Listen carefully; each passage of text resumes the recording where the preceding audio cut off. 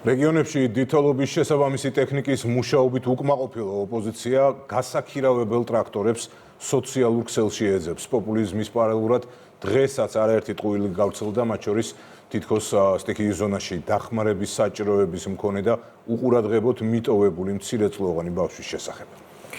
მსგავსი დეზინფორმაცია და ცნობები ბუნებრივია, ისედაც მძიმე ემოციურ ფონს კიდევ უფრო ართულებს. სოფო ბერიძია პირდაპირ ეთერში ამ თემით. რატომ არის დაუშვებელი ასეთ დროს სპეკულაციისა და დეზინფორმაციის გავრცელება? ამას ხელისუფლება უკვე მეორე დღეა განმარტავს. მართლ პარტიას იმის ახსნა უწევს, რომ სრულ ინფორმაციის გავრცელება ისევ სტიქიის ზონაში მყოფ მოსახლეობას აზიანებს, რადგან ბუნებრივია, რომ ყველა ასეთ ინფორმაციას შესაბამისი სამსახურები ადგილზე ამოწმებენ. სრულ ინფორმაციის შემთხვევაში კი ასეთ დროს ხდება, რა თქმა უნდა, შესაბამისი რესურსის დაკარგვა. ეს ამ ამბის მხოლოდ ერთი ნაწილია. დამატებით ოპოზიცია ქმედებები იმასაც აჩვენებს, როგორც ცდილობენ ისინი სტიქით პოლიტიკური ქულების დაწერას. ის მუშაობს. კი. მე არ ვაწევს რომ მუშაობს. კერძო პირების და კომპანიების მფლობელობაში არსებულ GCB ტიპის ტრაქტორებს ვიქირავებთ კომერციულ ფასად.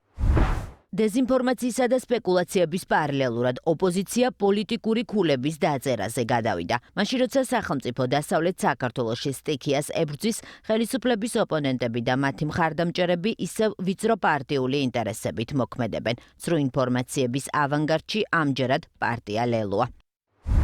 თამარ ბელქანი არის ლელოს ერთ-ერთი დამფუძნებელი და 2021 წლიდან წალენჯიხის ვიცე-მერი. ჩასკროლეთ და ნახეთ, როგორ უნდა მუშაობდეს ხელისუფლება.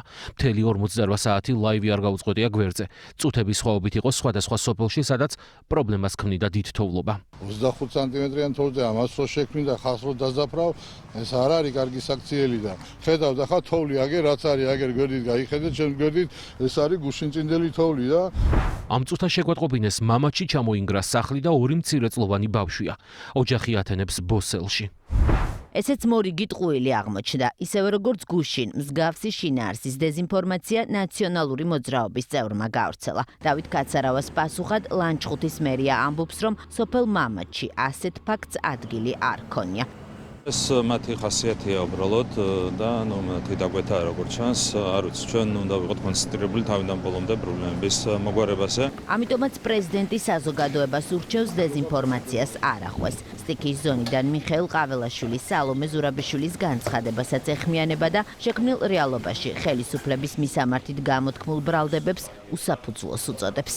შეიძლება რაღაც პრეტენზიები ნებისმიერ მთავრობასთან და ხელისუფლებასთან გქონდეს, მაგრამ ესეთ სიტუაციაში ერთმანეთს ხარში რო უნდა დაუდგეთ, მე მგონი ეს ბავშვმაც ძალიან კარგად იცის, ჩემი წინამორბედი, რომელიც გამოდის და ახალი დაწყებული სტიქიიდან გამომდინარე იძახის, რომ ჩვენ ხელისუფლება არ ყავს და პირდაპირ ზიანს აყენებს